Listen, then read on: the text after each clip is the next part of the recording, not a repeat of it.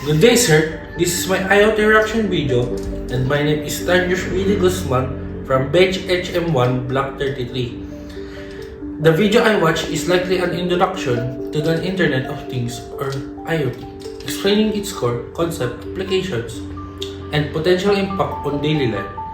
Overall, the video aimed to provide foundational understanding of IoT, its working, and its application for the future. The video I watched defines IoT as a network of interconnected devices, often embedded with sensors that communicate and exchange data over the internet.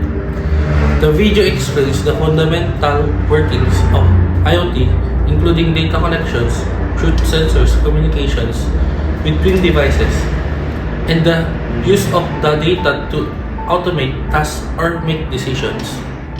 Here are the advantages of disadvantages.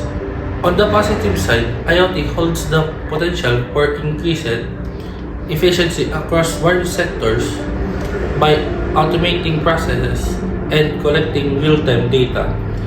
Introduced such as manufacturing, agriculture, and logistics can optimize operations, reducing waste, improving productivity, and lowering costs.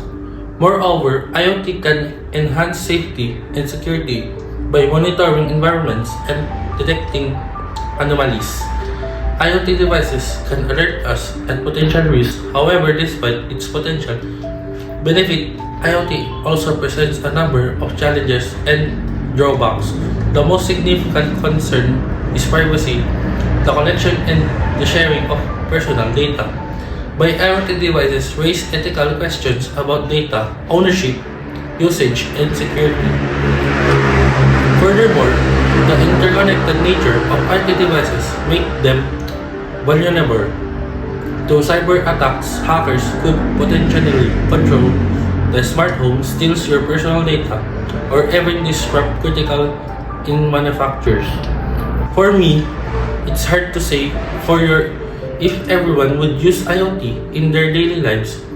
Some people might love an idea of smart homes, collecting cars, and wearable tech. They enjoy the convenience and efficiency is offered. But others might be worried about privacy and security, and also not everyone can afford fancy IoT gadgets, which could make things unfair. So it depends on the person, their needs and concerns. In conclusion, IoT has a potential significantly impact our lives and industries, but it is crucial to address the challenges related to privacy, security, and accessibility to ensure that benefits everyone.